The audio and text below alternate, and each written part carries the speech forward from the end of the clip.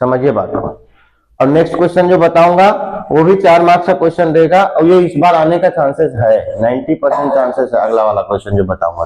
देखो इस क्वेश्चन में आपका क्या बोला है, ये आपका शॉर्ट आंसर टाइप क्वेश्चन का आपका दिया हुआ है पेज नंबर 26 में, परीक्षा शास्त्र 2026 का पेज नंबर 16 में आपका दिया हुआ है। 5वां नंबर का क्वेश्चन है, what are the objectives of management. Objectives का मतलब होता है पर्पस। क्या होता है हिंदी में बोले तो उद्देश्य। उद्देश्य, आपका उद्देश्य क्या है, पर्पस क्या है, मोटिव क्या है आपका, है ना। ये आपका मैनेजमेंट का आपका मेन पर्पस ऑब्जेक्टिव क्या है, ये आपको पूछा है, ठीक है क्या। तो इसको क्या बताओगे आप, पहला नंबर का, आप मैनेजमेंट क्यों करना चाहते हो, कोई ना कोई इसके पीछे का रीजन तो होगा ना, किसी न किसी उद्देश्य। अब ये कोचिंग क्यों आ रहे हो, पढ़ने के लिए, ये आपका क्या हो गया, ऑब्जेक्टिव्स हो गया। आप लोग रेगुलर क्यों आ रहे हो, ताकि अच्छे से हमारा रिजल्ट आ सके, राइट। ये आपका रिजल्ट आ सके, क्या हो गया, ऑब्जेक्टिव्स हो गया। क्लियर हुआ। इसी प्रकार मैनेजमेंट का क्या है, उद्देश्य होता है, ऑब्जेक्टिव्स होता है ना। कितने टाइप के हो सकते हैं, 5 टाइप के होते हैं। पहला नंबर में क्या लिखा हुआ है, obtaining maximum output with minimum efforts. इसका मतलब समझना, मैक्सिमम का मतलब पता है आपको, ज्यादा से ज्यादा होता है। मैक्सिमम का मतलब ज्यादा से ज्यादा, ठीक है क्या। और ऑब्टेनिंग का मतलब गेन करना, ऑब्टेनिंग का मतलब गेन करना, गेन करना का मतलब पाना, ज्यादा से ज्यादा पाना। समझ में आया, इसको बोलते हैं ऑब्टेन करना, ऑब्टेनिंग। मैक्सिमम आउटपुट, आउटपुट का मतलब जिस चीज के लिए आप मैनेज कर रहे हो, मैनेजमेंट कर रहे हो। समझ में आ रहा है क्या। जैसे अभी एग्जाम का पढ़ाई करोगे तो किस चीज के लिए पढ़ोगे, रिजल्ट के लिए। किस चीज के लिए पढ़ोगे, तो रिजल्ट आपका क्या है, आउटपुट है। रिजल्ट आपका क्या है, नहीं समझे, रिजल्ट आपका यहाँ पे क्या होगा, आउटपुट होगा। तो मैनेजमेंट हम लोग ऑब्टेन कर रहे हैं मैक्सिमम आउटपुट को। आपका कोई टारगेट होगा, उस गोल को पाने, वो आपका टारगेट क्या कहलाएगा, आउटपुट कहलाएगा। समझ में आ रही है बातें। अब वो टारगेट क्या सोच रहे हो आप लोग, कि कम से कम एफर्ट्स। एफर्ट्स का मतलब, अब घर जाके आप लोग बिना एफर्ट्स के काम करते हो, आप लोग ज्यादा एफर्ट्स नहीं लगाते। ठीक है यार, कोचिंग तो जाना ही है, सर तो समझा ही रहे हैं, घर में काहे के लिए जबरदस्ती मेहनत करना, नहीं समझे। तो ये क्या है आप लोगों का, मिनिमम एफर्ट्स है। और अगर मिनिमम एफर्ट्स में आप क्या चाहते हो, सबके सब चीजें हमको मिल जाए, पॉसिबल नहीं है। यहां पॉसिबल है, यहां नहीं है, एक्चुअल में नहीं है आप लोगों का, है ना। तो कम एफर्ट्स लगा के हमको ज्यादा मेहनत ना करना पड़े। मिनिमम का मतलब होता है कम से कम, मिनिमम का मतलब कम से कम मेहनत करके ज्यादा से ज्यादा हमको क्या चाहिए, आउटपुट चाहिए। पॉसिबल है क्या, रियल लाइफ में पॉसिबल है। अब पढ़ोगे 40% के लिए, पास होने के लिए, अब बोलोगे टॉप होना होगा क्या, नहीं होगा। तो यही है पहला नंबर का पॉइंट, समझ में आया क्या। दूसरा पॉइंट आपका क्या है, मैनेजमेंट का objectives, development of employer and employee. Employer कौन होता है, ओनर। एम्प्लॉयर कौन होता है, ओनर होता है, मालिक जिसको बोलते हो आप। समझ में आया क्या। एम्प्लॉय कौन होता है, आपका स्टाफ, जो आपके अंडर में काम करता है। नहीं समझ में आ रहा है क्या। हिंदी में बोले एम्प्लॉय को तो क्या बोलते हैं, कर्मचारी। क्या बोलते हैं अपन, कर्मचारी। जो लोग काम करते हैं, है ना, जिसके अंडर में काम करते हैं उसको क्या बोलते हैं, एम्प्लॉयर, मालिक। नहीं समझ में आ रहा है क्या। इसमें आपका लिखा है क्या क्वेश्चन में, both employer and employee are the parts of society. भाई अब ये दो लोग हैं, है कि नहीं, ये दोनों अलग हैं क्या, इस ब्रह्मांड के दूसरे प्राणी हैं क्या, एलियन वगैरह तो नहीं है ना, इसी सोसाइटी के अंदर में रहते हैं क्या, एम्प्लॉयर और एम्प्लॉय। समझ में आ रहा है क्या, वही बोला है आपका। With their development only society can be developed. अगर इन दोनों में डेवलपमेंट आ गया, डेवलपमेंट का मतलब विकास करना, डेवलपमेंट का मतलब विकास करना। अगर इन दोनों के अंदर में डेवलपमेंट आ गया, मतलब इसके अंदर की एफिशिएंसी, क्षमता काम करने का, बहुत अच्छे से अच्छे काम करके देगा ये, जिससे ऑटोमेटिकली चेंज किस में आएगा, किसके डेवलपमेंट होगा, सोसाइटी का, क्योंकि ये सोसाइटी के पार्ट है, ये दोनों के दोनों, नहीं समझे?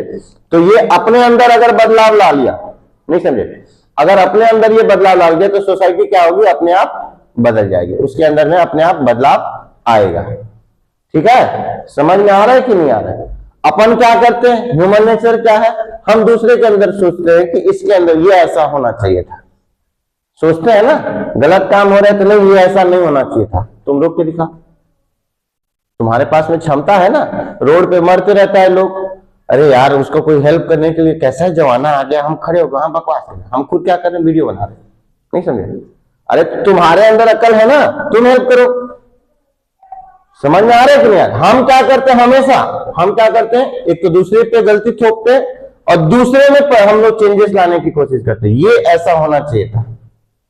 दूसरे के अंदर बदलाव लाने से अच्छा है खुद के अंदर बदलाव लाओ। समझ में आया क्या? 1% तो तुम दो, योगदान, कंट्रीब्यूशन तो दो इस इंडिया को, नहीं समझ में आ रहा? आपको देख के फिर सब लोग बदलेंगे। समझ में आया क्या? इसका मतलब ये हुआ, ऑटोमेटिकली किस में इंपैक्ट पड़ेगा, सोसाइटी के ऊपर में पड़ेगा।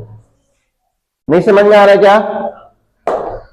आगे बढ़ते हैं अपन। तीसरा नंबर का आपका क्या है, अचीवमेंट ऑफ गोल्स।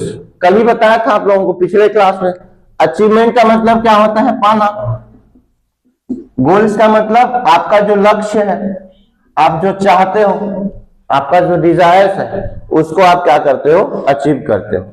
मैनेजमेंट का दूसरा नाम क्या है, डिसिप्लिन। मैनेजमेंट का दूसरा मतलब क्या है, डिसिप्लिन। अगर आप अनुशासन, डिसिप्लिन में रहोगे, सब काम टाइम पे करोगे तो क्या हो गया, वो मैनेजमेंट हो गया, क्योंकि हर चीज को आप क्या कर रहे हो, मैनेज कर रहे हो।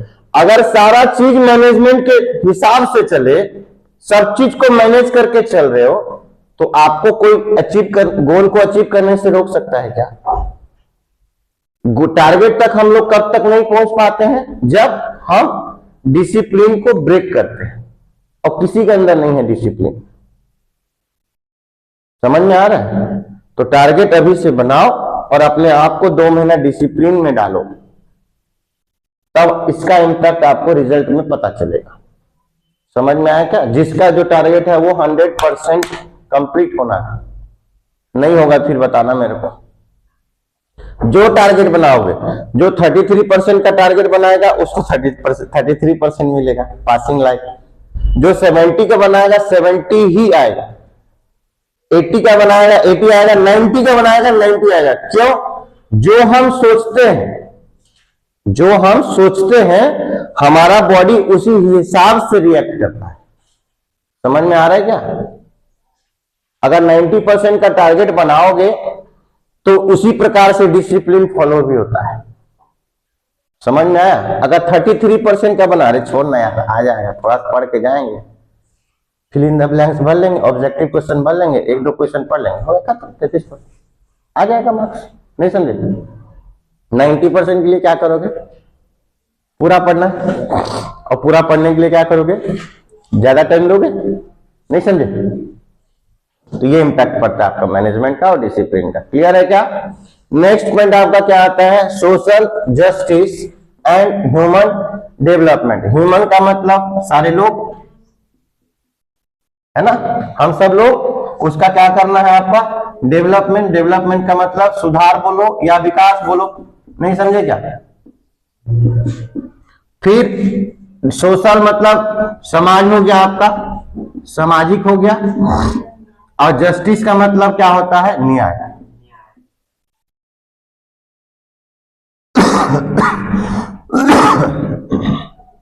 जस्टिस का मतलब न्याय। अब इसका मतलब समझिए क्या लिखा हुआ है आपके में, N efficient management should have the objectives to develop human behavior and human relation with them। 2 word आया है इसके अंदर में, क्या क्या नाम आया है, ह्यूमन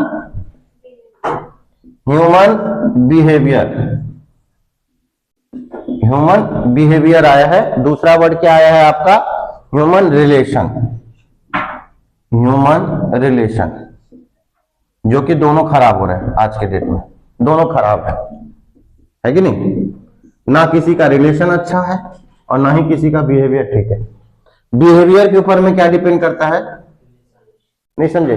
दोनों एक दूसरे के ऊपर में डिपेंड करते हैं। आपका अगर बिहेवियर अच्छा रहा उतना ही स्ट्रांग क्या होगा, रिलेशनशिप। इसी चीज में आपको काम करना है, इसी चीज पे काम करना है, ये दोनों चीज पे। ये अगर डेवलप कर लिए तो आपका क्या हो जाएगा, सोशल जस्टिस ऑटोमेटिकली मिल जाएगा। समझ में आया? सब अपने अंदर का कमी को देख लिए, और उस कमी मतलब अपने व्यवहार पे आता है वो, और कमी को सुधार लिए तो आपका व्यवहार क्या हो जाएगा, चेंज हो जाएगा। जैसे ही किसी के प्रति आपका व्यवहार चेंज हुआ तो ऑटोमेटिकली वो क्या होगा, एक बॉन्ड बन जाएगा, रिलेशन अच्छा बन जाएगा। नहीं समझे क्या? कई लोग करते हैं, बहुत साले को पुराने दोस्ती को तोड़ लेते हैं, बहुत सालों से हम लोग दोस्ती है छोटी छोटी बात को लेके, तो क्या जरूरी है उसमें, और वो ब्रेक क्यों हुआ रिलेशन, ये बिहेवियर की वजह से ब्रेक हुआ। सामने वाला समझाना चाह रहा है कुछ, ये समझ रहा है कुछ, नहीं समझे? समझ में आ रहा है कि नहीं आ रहा है? तो इसी पे डिपेंड करता है ये चीजें। अगर ये दो इस पे काम कर लिए बिहेवियर पे, रिलेशन अपने आप क्या होगा, स्ट्रांग बन जाएगा। बहुत अच्छा एग्जांपल था ये। ठीक, नेक्स्ट आगे बढ़ते हैं। क्या लिखा हुआ है, to coordinate between labour and capital. Labour का मतलब मजदूर जो काम करते हैं, ठीक है, और कैपिटल का मतलब पैसा, मनी। नहीं समझ में आ रहा है क्या? इसमें क्या करके चलना है हमको, कोऑर्डिनेट। बिटवीन का मतलब के बीच, लेबर और पैसे के बीच में हमको क्या करके चलना पड़ेगा, कोऑर्डिनेट। कोऑर्डिनेट का मतलब साथ साथ चलना, साथ साथ चलना। अब कैसे देखो, अगर लेबर काम कर लिया, लेबर को क्या चाहिए भैया, टाइम पे पैसा चाहिए, क्योंकि वो टाइम पे आपका काम अगर ले रहे हो उससे, आपका क्या कर्तव्य बनता है, टाइम पे पैसा देना। कई लोग नहीं देते हैं टाइम पे, एक्सटेंड करते जाते हैं, टाइम बढ़ाते जाते हैं, है ना? सामने वाला आदमी फड़फड़ा रहा है, पैसा नहीं मिल रहा है, ठीक है। अगर कोऑर्डिनेट करके चलोगे, कोऑर्डिनेट का मतलब टाइम पे पैसा देना। अगर आप लेबर को टाइम पे पैसा दे रहे हो तो लेबर क्या करेगा, आपके लिए ज्यादा से ज्यादा एफर्ट लगाएगा। समझ में आ रहा है? क्लियर है कि नहीं? मैं यहां लेबर नहीं हूं, मैं अपनी एग्जांपल नहीं दे रहा हूं, डोंट माइंड, ठीक है क्या? तो आपको लेबर को साथ में अगर चलाना है, अपने साथ में लेके चलना है, अपनी हर बात अगर मनवानी है, तो समय पे क्या दे दो उसको। नहीं समझे? क्योंकि भाई वो मेहनत कर रहा है, अगर मेहनत का टाइम पे पैसा अगर उसको नहीं मिलेगा तो किसी का भी मोरल डाउन होता है। समझ में आया? तो वो जो एक्स्ट्रा एफर्ट लगाना चाहता है, वो एफर्ट में थोड़ा सा कमी आ जाता है। इसीलिए हमको क्या करना है, कोऑर्डिनेट करके चलाना है। ये सारा पर्पस किसका होता है, मैनेजमेंट का। क्लियर है क्या? डन।